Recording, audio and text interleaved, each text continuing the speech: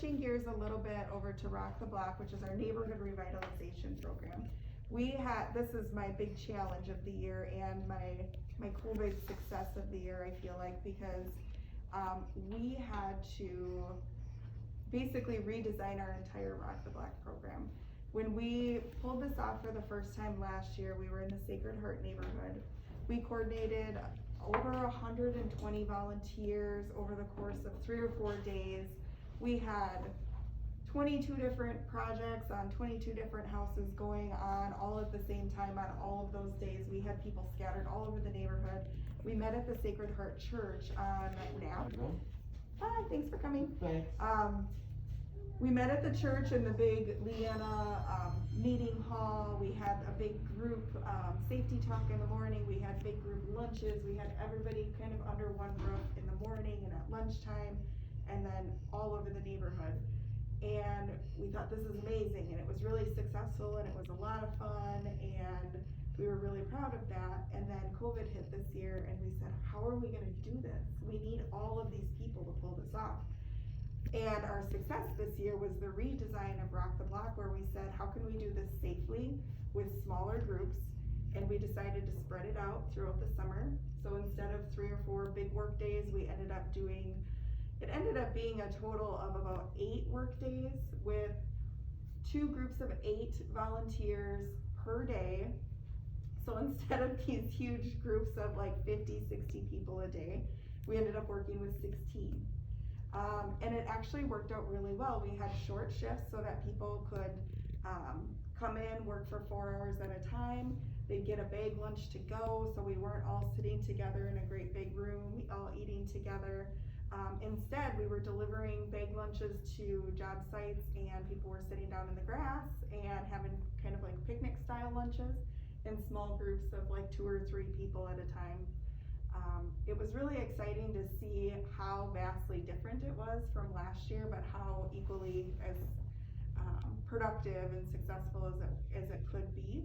So now we have these 2 different models to go with, and either one will work just fine. And because we saw that last year's big group model worked well, and we saw that this year's small group model worked really well too. So we could do either one moving forward in the future, or we could do a hybrid. Depending on the next neighborhood that we're working in and what the needs are there. But this summer, we're in the Congress Field Neighborhood Association over by Congress Avenue on the north side of Oshkosh. We worked on 30 homes between Congress and New York and Elmwood and Jackson.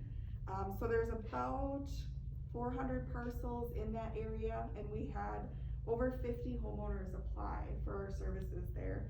So we work with community foundation dollars to provide home repair, yard care at no cost to the homeowners whatsoever. We don't have them qualify based on income. We operate under the premise that if they're applying for this service and they're asking for help, that they need it. So we do not collect any kind of information other than just demographic information, contact information, so that we can provide some assistance as far as pressure washing, gutter cleaning, painting, brush removal. There was a lot of brush removal in this neighborhood. We did contract out some services to repair and replace some gutters. We also contracted out some services to trim and drop some trees that were becoming safety hazards to some homeowners. Branches that were falling onto roofs or vehicles that were parked in driveways and things like that. We wanted to make sure that that was no longer an issue for them. So we did contract out some of that work that we couldn't safely do with volunteers. But everything that we could safely do with volunteers was done very efficiently, very safely. I feel like the volunteers had a really great experience. Our most challenging day was day 1. I feel like it was hard to convince people that it would be a safe environment. I think we had our lowest volunteer numbers that day. I think we were shooting for 16, and I think we had 9 or 10 volunteers on the first day. But we had a lot of photos that day. We tried to share it on social media saying, this is what we were able to do on day 1. See how it can be done safely. People are having fun. They're not at risk for getting the virus doing this type of work. So every other day that we had, I believe, except for maybe one, we were short on some volunteers, but we were able to fill those volunteer spots and get the work done safely, and it was really exciting. When we tallied up the number of projects that were done on those 30 homes, it was almost 100 projects. If you counted them separately for replacing storm doors and gutters and like I said, the brush removal and the painting projects and things like that. So we've got some Rock the Block brochures that I can put out on the table if anybody wants to take them along. Moving forward, what we're going to be doing is selecting one neighborhood association per year to work with. Basically canvassing the neighborhood. We'll have to get creative with canvassing if COVID is still an issue when it comes to that time.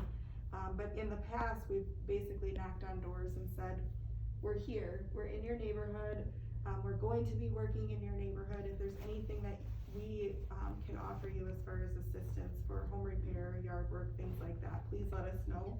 And then we can assess the need based on the applications that we get. And then move forward. But it's a really exciting program. It's an excellent opportunity to volunteer. As Tom mentioned, Deb has come to volunteer the last 2 years on projects. I think last year you were able to help paint a front porch on someone's house. I don't remember where you were this summer.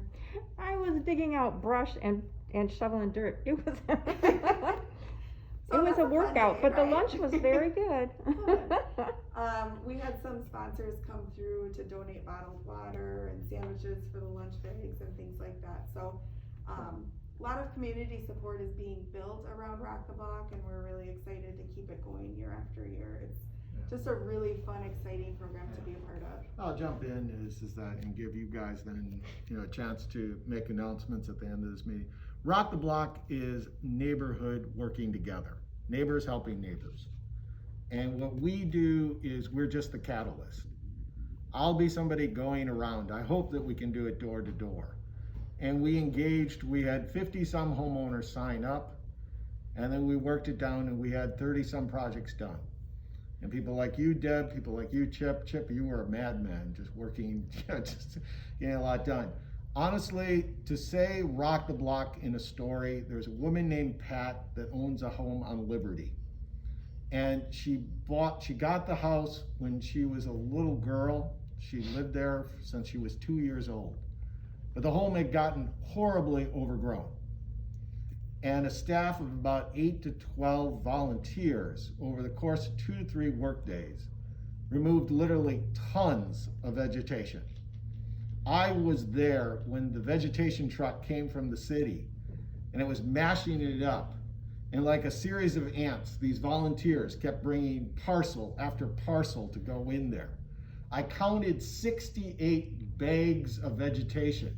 50 put, yes, into it, literally a couple tons of stuff removed.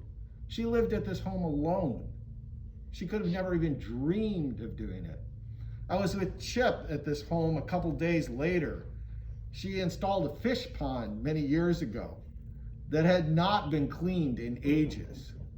And Chip's down in the muck, swapping it out. So are you. And power washing these rocks. And when it was done, it was beautiful.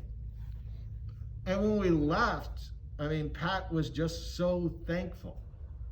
So that's something where we're going to do this in a neighborhood every year in Oshkosh. And what we're going to do is do that work that's labor intensive that you just can't do alone. And that's a great neighborhood when you help out each other. And the final thing is we had probably about 20 some of the homeowners out there working with us. And I remember working with a Mary. And it was one of these things where she bought a house and she had no idea what she was getting into. And she had all this lava rock in the front flower beds that she wanted to remove. Well, it was literally hundreds of pounds of lava rock that we removed. But if you saw the before and the after of what the house looks like before and what it looks like now, go down Wisconsin, go down Ontario, go down Liberty in that neighborhood. the whole neighborhood just looks brighter, cleaner, and the volunteers and the homeowners took great pride in this. So we'll be doing this every spring, probably June. Watch for the notes, volunteer. Or if you're in the neighborhood where we're working, have your faith community, have us do a project at it. You know, we want to work, we love Oshkosh, we want to improve it. So that's it. Anything else? Yeah, so if anybody has any questions about Rock the Block, I'm happy to answer any of those questions, but I could talk about it all day.